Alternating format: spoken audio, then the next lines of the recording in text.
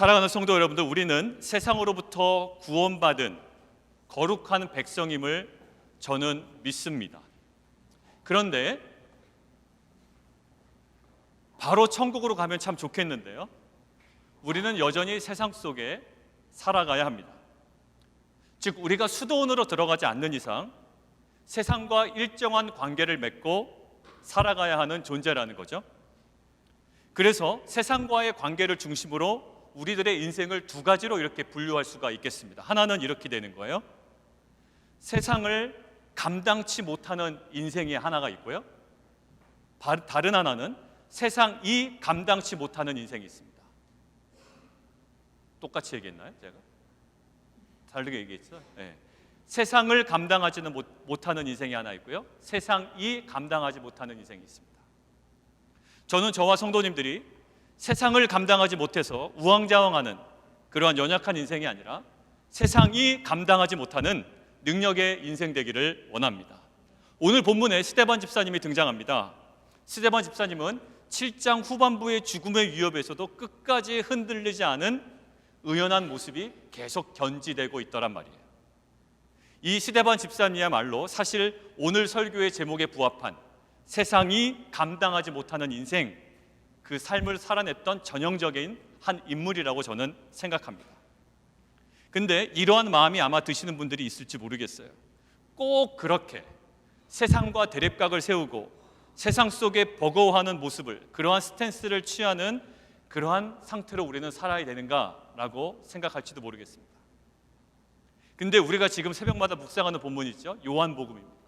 이 요한복음 아직 16장이 되지 않았어요. 아마 다음 달이면 16장으로 들어갈 것 같습니다. 16장 33절에 보면 이렇게 기록되어 있어요. 예수님께서는 제자들에게요, 세상 속에서 환난을 당하지 않는 유토피아를 한번 꿈꿔봐라 라고 도전하지 않으세요. 야, 너희 살아가는데 직장에서 아무 문제 없고, 가정에서 아무 문제 없고, 그 다음에 비즈니스에 아무 문제 없는 세상에서 환난과 고난을 당하지 않은 유토피아를 꿈꾸면서 주 안에서 그러한 완벽한 세상을 꿈꾸면서 살아봐라 라고 요한복음은 얘기하지 않는단 말입니다.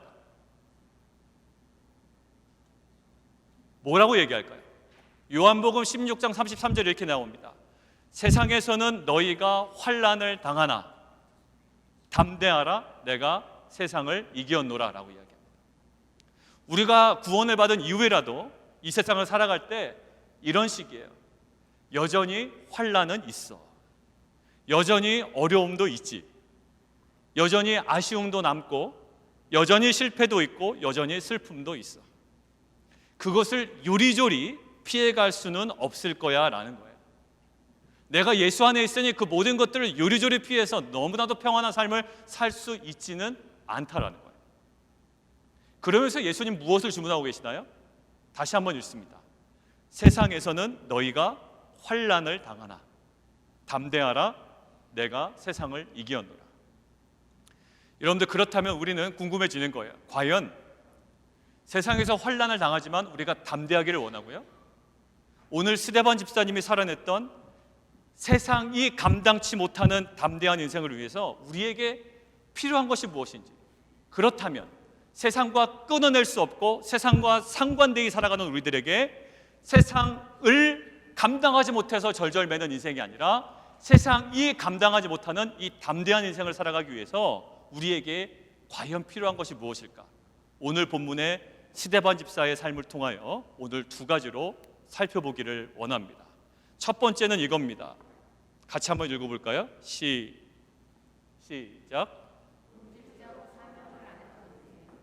본질적 사명을 아는 인생이에요. 오늘 스데반 집사님은 어디에 끌려가죠? 사내들인 공회에 끌려갑니다. 그리고 거짓 증인들이 나타나서 그를 막 고소하고 있습니다.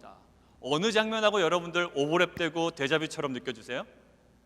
예수님의 모습하고 똑같아요. 사내들인 공의에 끌려가고요, 동일한 사람들에게 핍박받고 고소당하고 동일한 거의 비슷한 제목으로 십자가에 달려 돌아가신 분이 바로 예수님이에요. 지금 스데반 집사의 모든 과정이 예수님의 모습과 거의 비슷한, 흡사한 데자뷰입니다. 자, 질문이 생기는 거예요. 우리는 지난주에 사도행전 6장을 봤습니다. 거기에 뭐가 나오죠? 7 집사 선출 과정이 나옵니다. 자, 그러면 이런 질문이에요. 스데반 집사의 지금 오늘의 모습이 스데반 집사의 잡 디스크립션에 있었나라는 거예요. 만약에 없었더라면 스데반 집사는 괜히 쓸데없이 고생하는 거거든요. 자, 스데반 집사님이 6장 전반부에 지난주에 받은 사역의 내용은 뭐였나요? 구제 사역이었어요. 자, 근데 특이한 점은요, 스데반 집사님의 6장 그 이어지는 후반부에 구제 사역으로 선출된 이 7 집사의 슬기로운 구제 생활이 나타나질 않아요. 지금 그거 하려고 뽑아놨잖아요.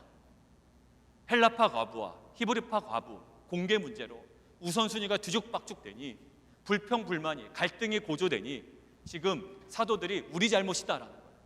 우리가 기도와 말씀에 전념하지 못하는 것이 잘못이다. 문제 분석을 정확하게 했죠. 우리는 이것에 전념하겠다라는 거예요. 이 말씀의 디아코니아를 우리가 제대로 하지 못해서 이 구제의 디아코니아라는 현상으로 드러난 것일 뿐 어디를 먼저 만져야 된다? 이 말씀의 디아코니아를 먼저 만져야 된다라고 해서 그 부분에 먼저 헌신합니다. 그리고 이 부분을 완전 맡겨드리는 거예요. 그럼 이어서 이 7 집사의 구제의 디아코니아 이 부분에 뭔가 슬기로운 생활들이 나타나야 되는데 전혀 나타나지 않아요. 오히려 슬기롭지 않은 회당에 가서 초대받았지 않았음에도 불구하고 불청객으로 가서 논쟁 벌이다가 지금 공회로 끌려가는 일. 시키지도 않은 일. 잡 디스크리션도 없어요. 괜히 왜 그랬을까요? 왜? 오히려 구제 사역은 어떻게 하고 왜 표시도 안 돼 있고 말이죠. 6장 전체적으로 우리가 문맥을 살펴보면 그 힌트를 하나 발견할 수가 있습니다. 자, 지난주에 그런 갈등 문제가 있었죠. 그래서 7 일꾼을 세우고 뭐하죠? 안수합니다. 그런데 여러분들 잘 생각해 보세요. 본문을 안수하기 전에 7 집사들의 상태가 어떠했는지는 3절에 나와 있어요. 3절 한번 성경책으로 보시죠. 안수받은 후에가 아니고요, 안수받기 전에, 지명받기 전에, 선출되기 전에 이들의 상황이 어떠했는지가 3절에 나와 있습니다. 3절 뭐라고 되어 있죠? 시작. 형제들아, 너희 가운데서 성령과 지혜가 충만하여 칭찬받는 사람 7을 택하라. 거기까지. 예. 성령 충만하고 지혜가 충만하고 칭찬받는 사람 중에서 택해야 된다는 거예요.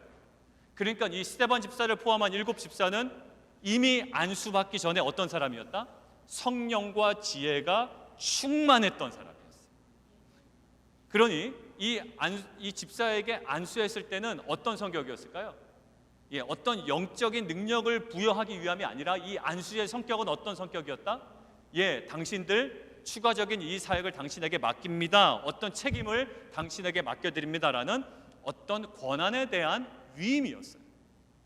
영적인 어떤 파워를 주기 위한 안수가 아니라 당신들에게 이러한 권한을 위임합니다. 당신들에게 이러한 책임이 있습니다라는 거예요. 대신에 그 전에 어떤 상태였다고요? 예, 영적으로 성령이 충만하고 지혜가 충만한 사람. 자, 여러분들 결국 7 집사들은 원래 어떤 사람이었다? 성령 충만하고 지혜가 충만한 사람이었다. 자, 그러면 성령 충만하면은 반드시 수반되는 어떤 현상들이 있습니다. 사도행전은 우리가 하심 때 이제 신약반에서 배우게 될 텐데 사도행전에 큰 2가지 기둥이 있다고 그랬어요. 하나는 뭐죠? 예, 반드시 성령의 놀라운 능력과 기적의 사건이 벌어지면 반드시 따라오는 뭐가 있다? 복음 선포 사역이 있다라는 거예요. 그래서 사도행전은 기적 사건만 쭉 나열된 사도행전이 아니라 이 성령의 역사심에 붙어 있는 이 복음 선포 사역을 통한 말씀이 지난주에 표현하면 말씀이 왕성하여지는 사역이에요. 자, 그래서 사도행전 2장에 보면 오순절 성령 강림 사건이 있습니다. 놀라운 성령의 기름 부으심과 기적의 사건이에요. 근데 그 사건 이후에 뭐가 따라붙죠? 베드로 사도의 1차 복음 선포가 있습니다. 그때 무슨 일이 벌어질까요? 3,000명이 주님께 회심하는 역사가 일어나죠. 그리고 사도행전 3장에 무슨 일이 벌어집니까? 사도행전 3장에 안진뱅이가 갑자기 일어나는 성령의 놀라운 기적 사건이 벌어지죠. 그 기적 사건 벌어지고 사람들이 그정 좋아하는 것이 아니라 기적 사건 이후에 따라붙는 놀라운 하나의 장면이 있습니다. 뭘까요? 베드로 사도의 2차 복음 선포가 있어요. 자, 기적 사건 이후에는 성령의 충만한 이후에는 뭔가 반드시 붙는다? 예, 복음의 선포가 있어요. 그래서 이 복음 선포를 통하여 몇 명이 주님께 돌아옵니까? 5천 명이 주님께 돌아오는 사건이 벌어져요. 항상 성령의 충만함 속에 이어지는 장면이 뭐라고요? 복음 선포예요. 자, 그러고 보니 이 스데반 집사와 빌립 집사와 포함한 7 집사는 어떤 사람들이었다고요? 성령과 지혜가 원래 충만한 사람들이었어요. 자, 그 힌트를 가지고 10절 보십시오. 오늘 읽은 10절 같이 한번 읽습니다. 10절 시작. 스데반이 지혜와 성령으로 말함을 그들이 능히 당하지 못하여.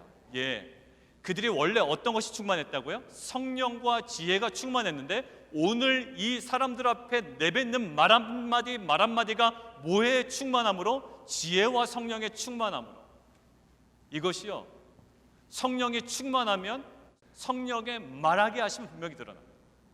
여러분들, 내가 성령 충만함이 뭐라고 데피니션, 규정을 내릴 수는 없지만 여러분들, 내가 성령 충만한지는 스스로가 알아요. 성령 충만이 뭡니까? 라고 하면 글쎄 기도를 방언을 해야 되나요? 뭐 해야 되나? 어떻게 정의는 금방 내릴 수가 없습니다. 그런데 분명한 건 하나 있어요. 내가 성령 충만한 상태인지 아닌지는 자기가 잘 알아요. 그리고 그것은 뭘로 알 수 있냐면 나의 언어 습관이나 나의 증거되는 것들을 보면 알 수가 있다고. 자, 오늘 보십시오. 스데반 집사는 원래 성령과 지혜가 충만했던 사람이고 그 성령과 지혜의 충만함이 지금 어떻게 돼요? 그 사람들 앞에서 복음이 전해지는 데에 사용되고 있습니다. 자, 그러면 결국 뭐냐면 스데반 집사는 결국 자기에게 6장 전반부에 부여된 이 구제 사역, 구제의 디아코니아를 어떻게 받아들이고 있었을까요? 만약에 우리 집사님에게 중요한 사역이 뭐냐면 가정에서의 남편이라고요. 남편의 사역, 그리고 아빠로서의 사역이에요. 갑자기 이제 저랑 면담이 시작됩니다. 집사님, 제가 우리 교회에 이런 좀 문제가 있는데 제 사역의 일부를 좀 맡아주시면 좋을 것 같습니다.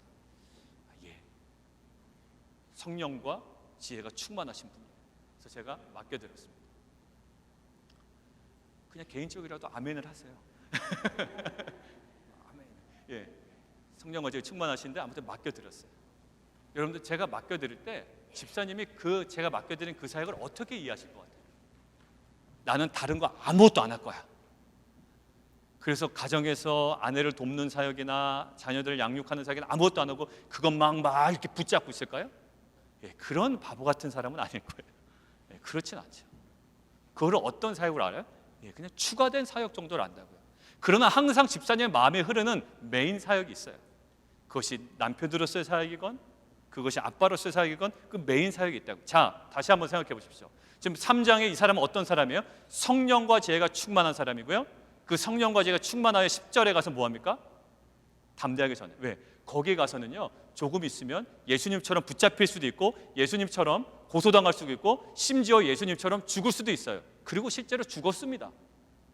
다 뻔히 알고 있음에도 불구하고 왜 이 사람은 세상이 감당하지 못한 이런 담대함이 나왔을까요?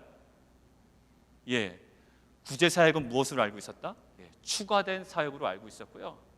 이 스데반이 느끼고 있는 자신의 본질적 사역에 대해서 확고한 믿음이 있었던 거예요. 뭐는 한다? 나는 복음을 전한다라는 거예요. 복음을 전한다. 가면 죽는데 예수님처럼 고소당하는데 아니야. 나는 내가 생애 끝까지 붙잡고 있는 이 본질적 사역이 있다라는 거예요.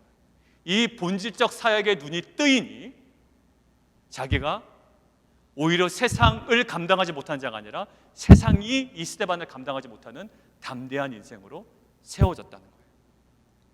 자, 여러분들 이미 사도행전에 기록된 거 찾아봐도요, 사도들은 벌써 2번 협박당하고 구금당하고 그 다음에 위협받은 다음에 풀려났어요.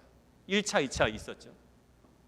그리고 어떤 위협이 예상되는지 분명히 알아요. 스데반 집사는 그냥 장난스럽게 간 게 아니라고요.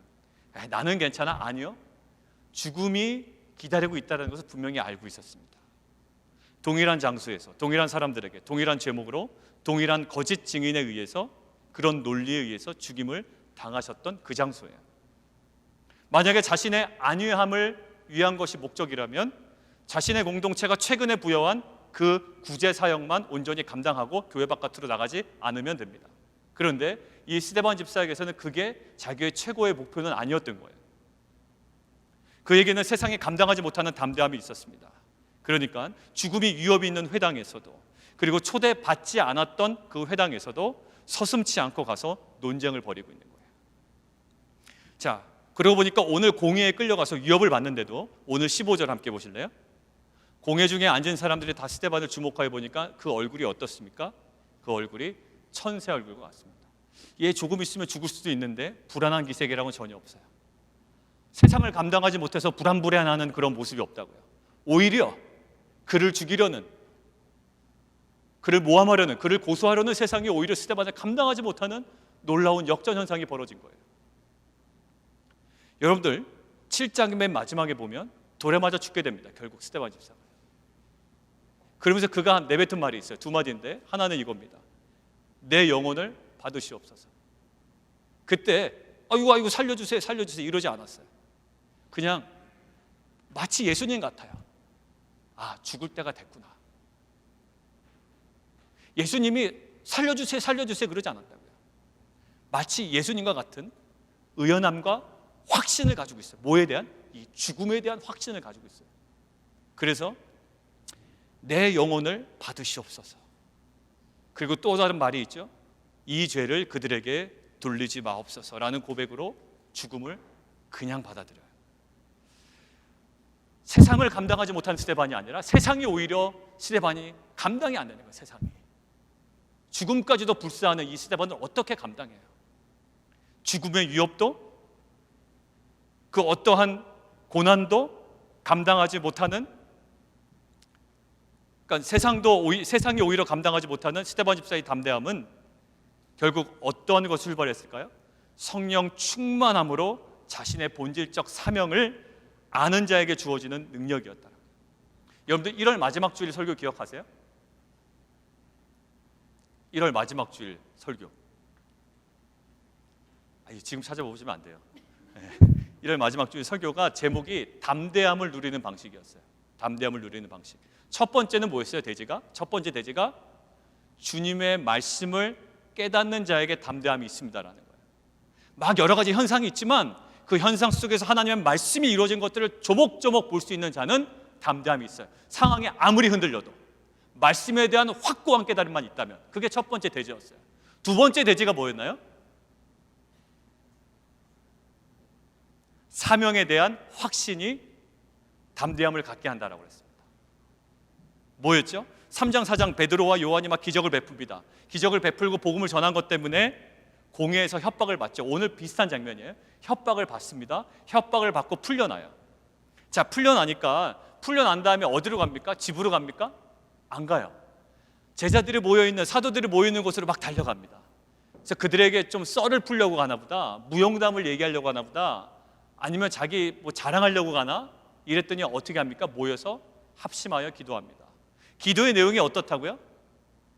저놈 좀 혼내주십시오. 하나님, 저 좀 편하게 복음 전하게 해주십시오. 우리 복음 전하는데 모든 걸림돌들 제거해 주십시오. 우리가 복음 선포할 때마다 놀라운 일이 벌어지게 하시고 저렇게 가로막는 놈들 좀 거꾸러지든지 넘어지든지 없이 해주시든지, 이런 내용이 아니라 이렇게 되어 있습니다. 사도행전 4장 29절이에요. 주여 이제도 그들의 위협함을 굽어보시옵고, 이 부분이에요. 또 종들로 하여금 담대히 하나님의 말씀을 전하게 하여 주십시오. 그들이 또 잡혀갈 거예요. 그러나 잡혀가는 그 위협과 고난 가운데서도 그들이 왜 담대할 수 있었을까요? 그들에게 주어진 본질적인 사명이 무엇인지를 온전히 깨달았기 때문에 다시 잡혀가는 있더라도 하나님, 우리가 그 위협 가운데에서도 뭐 하게 해달라?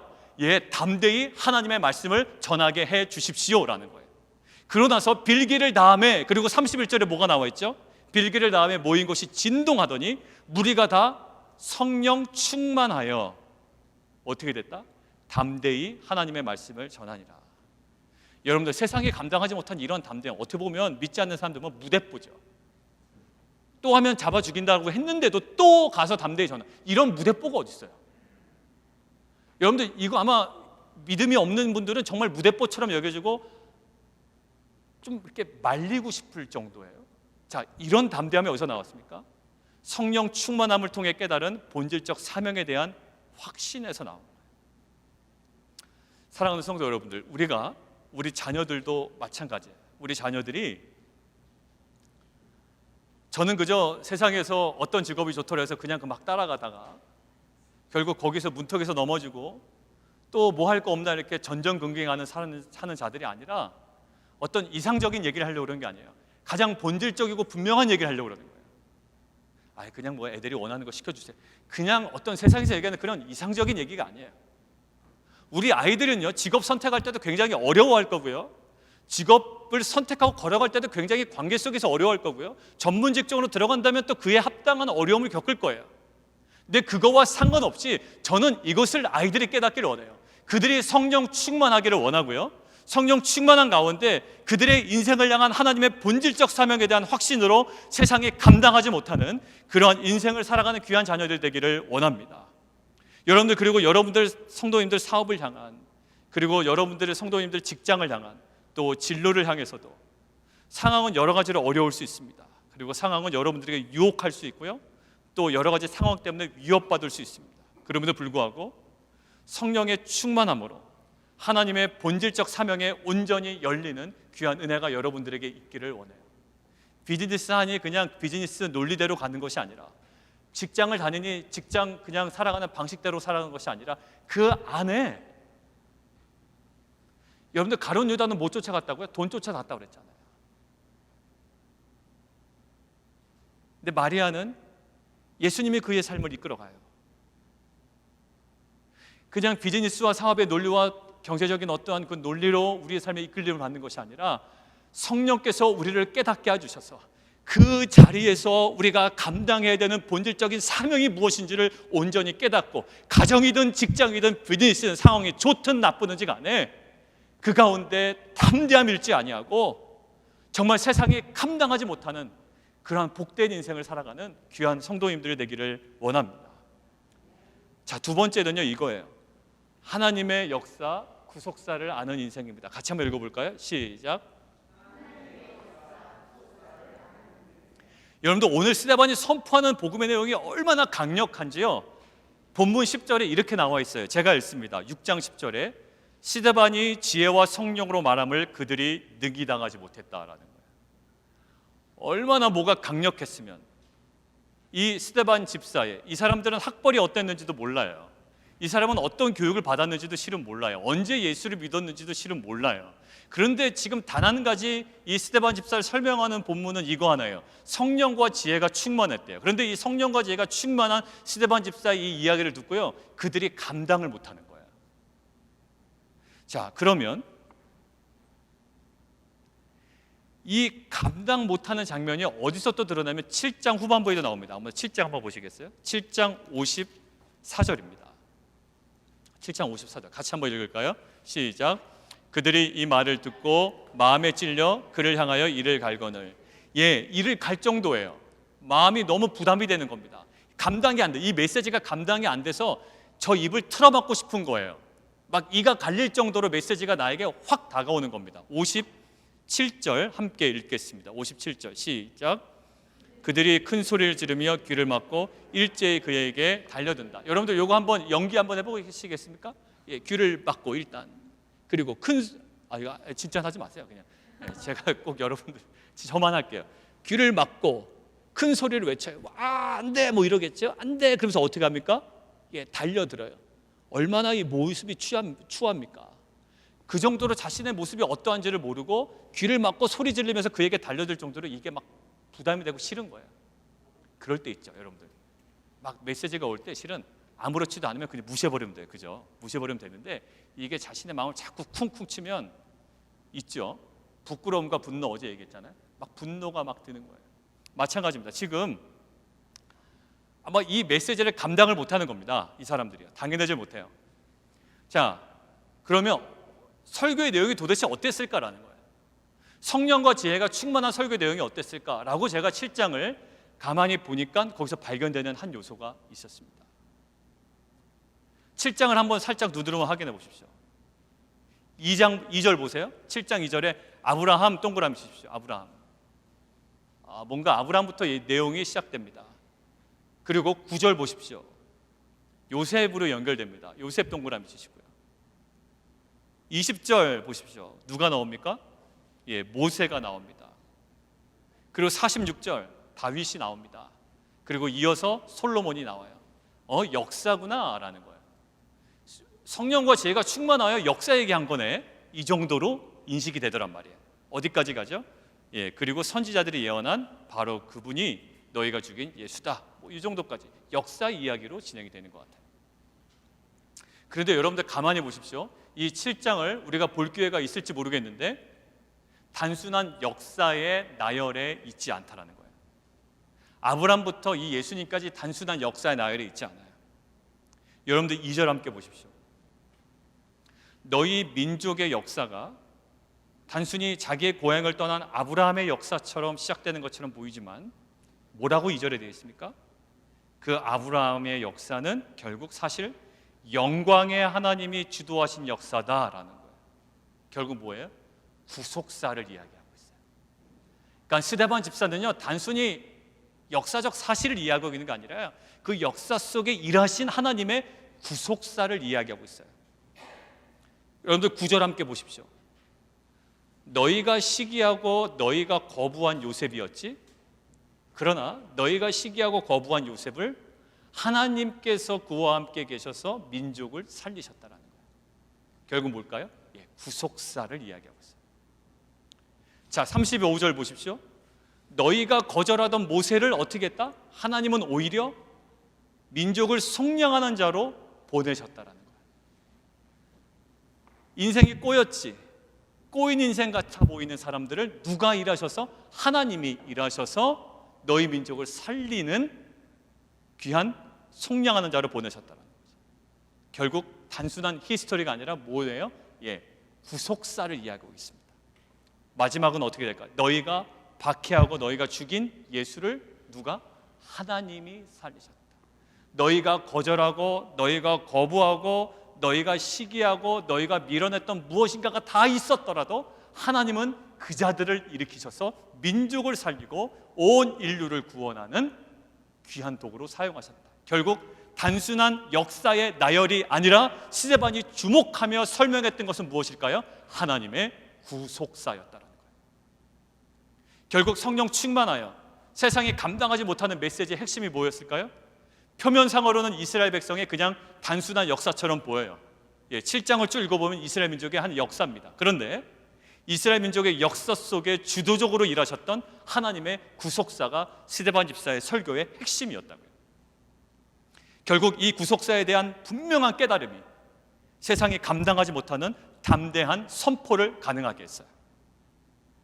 우리의 인생도요, 표면상으로는 내가 살아가는 인생 같고 내가 노력하는 인생 같고 내가 실패하는 인생 같고 그저 그러한 흔적들만 남아있는 인생 같아요.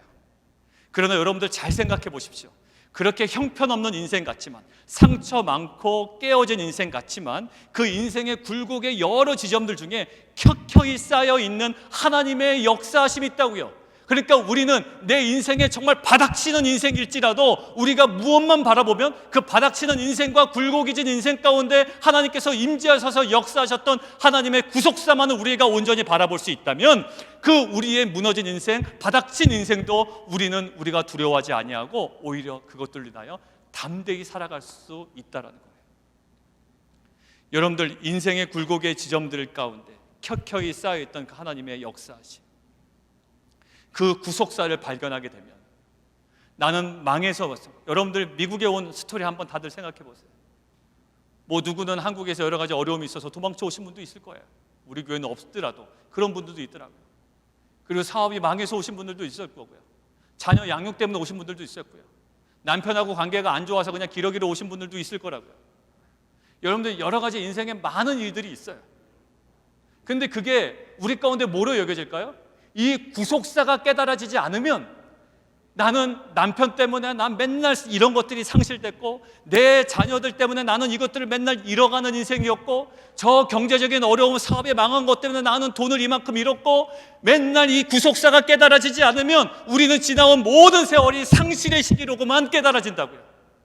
그런데 아무리 세상적으로 상실의 시기로 깨달아지는 우리의 역사의 흔적들이 있더라도 그 인생 가운데 개입하신 하나님의 구속사가 우리 가운데 깨달아지면 이제는 그것이 상실의 시기가 아니라 오히려 받은 복을 세어보아라. 그래서 이 받은 복을 헤아리는 은혜의 시기로 우리 가운데 확신되어지고 그것 때문에 우리는 세상이 감당하지 못하는 담대한 인생으로 살아갈 수 있음을 우리는 믿습니다.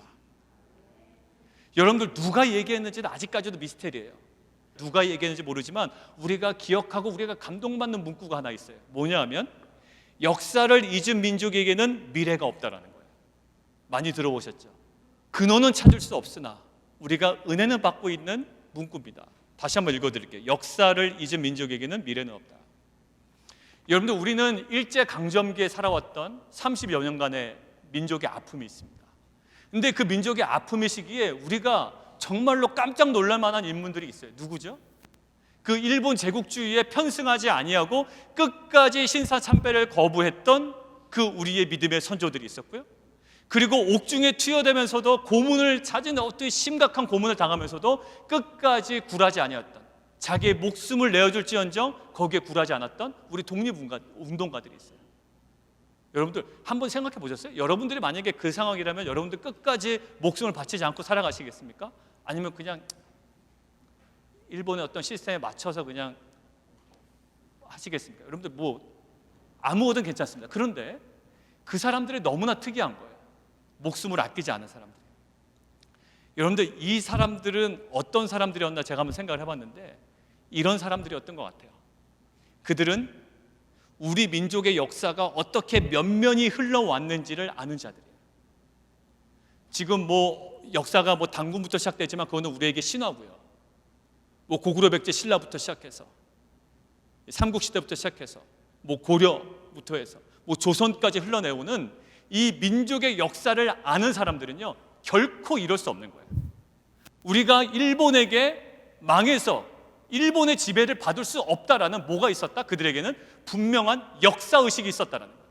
이 역사의식이 있다면 죽음을 불사하더라도 굽힐 수가 없는 겁니다. 여러분들 한 민족의 역사만 제대로 알아도 죽음 앞에 죽음이 감당하지 못하는 인생을 살 수 있는데 만약 우리의 인생을 향한 하나님의 구속사를 우리가 깨닫게 된다면 우리도 세상이 감당하지 못하는 담대한 인생을 살아갈 수 있음을 저는 믿습니다. 여러분들 중심부를 떠난 아브라함이었어요. 실은 자기 본토 친척 아비의 집을 떠나요. 남들이 보면 에휴 실패해서 떠났나 보다 이렇게 얘기할 거예요. 근데 아브라함은 그런 생각 가지고 있지 않아요. 중심부를 떠난 아브라함을 어떻게 했어요? 하나님께서 아브라함을 붙드십니다. 형제들에게 시기와 질투로 팔린 요셉을 어떻게 해요? 오히려 민족을 살리는 도구로 사용하세요. 백성들에게 거절받던 모세를 어떻게 합니까? 민족의 지도자로 세우세요. 여러분들 지금 여러분의 개인사를 한번 생각해 보십시오. 우리에게도 동일한 거절과 동일한 거부와 동일한 배척과 동일한 실패와 동일한 아쉬움과 동일한 슬픔이 있다고요. 그런데 그 역사 속에 살아있는 여러분들의 그 인생의 굴곡 속에 살아있는 하나님의 히스토리, 그 구속사를 온전히 바라보십시오. 그 구속사를 온전히 바라볼 때 그 전까지는 누구 때문에 상실하고 누구 때문에 잃어버렸고 누구 때문에 되돌릴 수 없는 삶이었다라고 그렇게 원망하던 그런 시선이 이제는 받은 복을 헤아리는 그러한 은혜의 시선으로 변화될 줄 믿습니다. 여러분들이 불안해하던 그런 현상들이 경제 때문에 많이 불안하죠. 지금 코로나 때문에 코로나19 이 현상 때문에 한국에도 그 신천지라는 그 이단이죠. 이단이 우리 쪽에서 보면 완전히 이단이고 그 이단을 통해서 지금 뭐 확진자가 갑자기 뭐 몇백 명이 늘어났죠. 하루만 뭐 200명이 늘어나고 또 어제도 또 엄청나게 늘어났던 것 같아요. 여러분들 그것 때문에 사람들의 단체 행사가 다 취소됩니다. 단체 행사가 취소되면 어떻게 되죠? 경제가 확 위축이 돼요. 여러분들 파티도 하고요, 또 모임도 갖고요, 뭐 정기총회도 하고 정기총회 끝난 다음에 회식도 하고요. 교회에서 이렇게 모여서 예배드린 다음에 우리 같으면 뭐 먹죠? 오늘 뭐예요? 비빔밥. 그럼 비빔밥 하려면 마트에 가서 또 뭐 사야 되지 않습니까? 그럼 이제 경제가 돌아가는 거 아니에요? 근데 지금 한국은 꽁꽁 얼어붙은 거예요. 경제가 위축이 되죠? 원달러 환율이 확 올라갔더라고요. 1210 몇 원까지 올라갔습니다. 주가는 또 계속 떨어져요. 여러분들 이게 경제적인 위협이 있다고요. 어떤 현상만 하나 터져도. 여러분들 여러 가지 상황 때문에 불안해요. 그것만 불안해합니까? 자녀 어떻게 학교에서 무슨 얘기라도 듣고 오면 불안해하고, 또 자녀의 양육이나 나의 진로를 생각하면 불안합니다. 여러분들 그러한 불안한 현실 가운데 오히려 하나님의 복음의 영광을 위한 은혜의 장면으로 그 모든 것들이 우리 가운데 보여진다고요. 여전히 불안한 요소는 있어요. 그러나 우리가 무엇을 바라본다면 그 하나님의 구속사를 바라보는 우리의 영의 눈이 열리면 여전히 세상적으로 볼 땐 불안한 상황이지만 그 안에 역사하신 하나님의 일하심을 기대하며 우리가 담대함으로 세상이 우리를 이기는 것이 아니라 오히려 우리가 세상을 감당하지 못하게 만드는 그러한 담대한 인상으로 살아갈 수 있을 줄 믿습니다. 여러분들 오늘 다시 한번 앞에 말씀드렸던 성경 제가 읽습니다. 세상에서는 너희가 환난을 당하나. 이거는 다 어쩔 수 없어요. 예수 믿었으니 너희에게는 환난이 없다, 이러지는 없습니다. 이런 건 없어요. 세상에서는 너희가 환난을 당하나, 당할 거예요. 그렇지만 내가 세상을 이겼노라. 여러분들 다양한 세상의 상황들에 눌려있는 성도님들이 계시다면 성령 충만함을 통해 본질적 사명을 발견해내고, 그리고 지나온 그 세월 속에 살아있는 하나님의 그 구속사를 우리가 발견해냄을 통해 세상이 감당하지 못하는 담대한 인생으로 회복되는 은혜가 우리 공동체 가운데, 특별히 이제 앞으로 새롭게 대학에 진학하고 앞으로 그들의 인생을 창창한 인생을 살아갈 우리 자녀들에게 정말로 세상에 흔들리고 세상에 압도되는 인생이 아니라 오히려 세상 앞에 담대하고 세상이 감당하지 못하는 정말 복된 인생으로 살아가는 은혜가 있기를 원합니다. 이 시간 함께 잠시 일어나실까요? 우리 함께 찬양하면 좋겠는데 우리 357장입니다. 357장. 주 믿는 사람 일어나. 우리 함께 찬양할까요?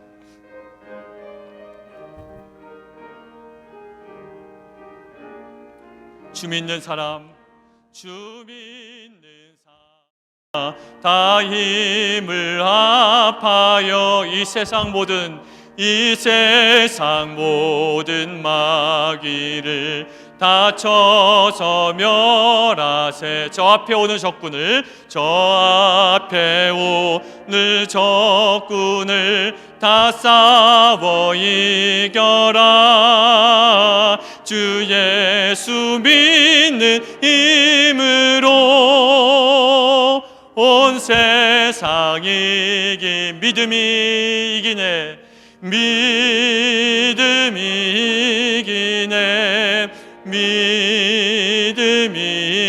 이기네. 주 예수를 믿음이 온 세상이 온 인류 마귀의 계율로 근죄에 진리로 띠를 띠고서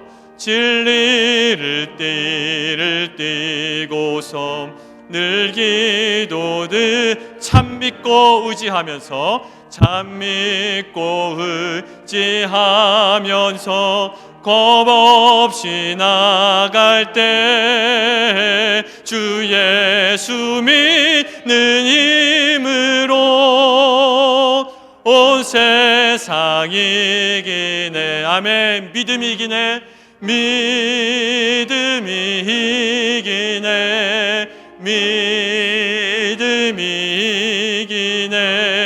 주 예수를 믿음이 온 후련만 합니다. 믿음이 이기네.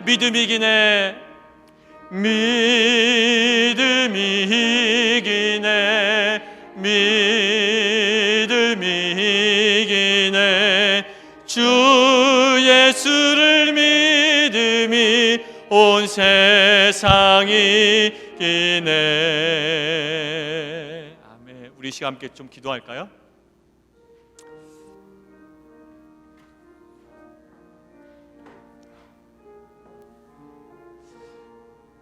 우리가 세상에서 잘 나갈 때 실은 문제가 없어요, 성도님들.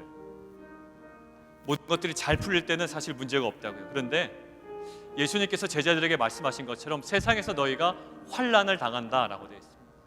그러니까 실은 이 국면은 우리가 피해갈 수 없는 국면이거든요. 이 국면을 대할 때 우리가 오히려 세상에 눌립니다. 세상의 논리에 눌려요. 세상을 감당하지 못하는, 그래서 우왕좌왕하고 벌벌 떠는 연약한 인생을 살아간다고요. 그런 오늘 스데반 집사는요, 그 자리가 어떤 자리인지 알고 있어요.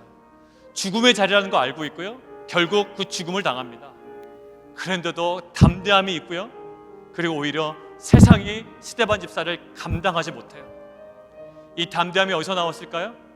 예, 성령 충만함에서 그의 본질적인 사명을 온전히 깨달을 때 그 사명을 감당해야 되겠기에, 이것이 나에게 가장 소중하고 영광스러운 사명이기에 그 죽음도 불사하는 그러한 담대함이 있습니다. 그리고 스데반 집사, 모든 스토리를 얘기하잖아요. 단순한 역사만 나열한 것 같아요. 그러나 단순한 이스라엘 민족의 역사를 나열한 것이 아니에요. 너희가 거부했던 요셉을 하나님이 살리셨다. 너희가 밀어냈던 모세를 통하여 민족을 살렸다라는 거예요. 단순한 역사가 아니라요, 하나님의 구속사예요. 우리의 단순한 과거의 역사만 기억하는 자는요, 다 내가 잃어버린 것만 이야기해요. 사업 망해서 잃어버렸고, 남편 때문에 마음 상했고, 자녀 때문에 내 빼앗긴 인생 어떻게 할 거냐고 그것 때문에 슬퍼합니다. 그러나 그 인생의 굴곡 가운데 하나님께서 개입하셔서 역사하신 구속사를 깨닫게 되면 이제는 상실에 대한 관점이 아니라 주신 은혜에 대한 관점으로 우리의 모든 삶이 바뀔 줄 믿습니다. 주님, 우리 가운데 이러한 은혜를 허락하여 주시옵소서. 세상을 감당하지 못하는 연약한 인생이 아니라 세상이 감당하지 못하는 담대한 인생으로 살아가는 귀한 자녀들과 우리 공동체에게 도와 주시옵소서. 우리 함께 고백하며 기도하며 함께 나가도록 하겠습니다. 기도하겠습니다. 살아계신 하나님, 지금은 우리 교회 머리 되신 예수 그리스도의 은혜와 하나님 아버지의 우리를 향한 변함없는 사랑하심과 성령님의 교통하심이 다양한 세상들의 상황들에 눌려있는 우리의 모습이 있지만 성령 충만함을 통해 본질적 사명을 발견하고 지나온 세월 속에 살아있는 하나님의 구속사를 발견함을 통해 세상이 감당하지 못하는 담대한 인생으로 회복되는, 또 그렇게 회복되어 살아가기를 원하는 빛과 소금교회 모든 성도님들과 자녀들 위해 지금부터 영원토록 함께 계시기를 간절히 축원하옵나이다. 아멘.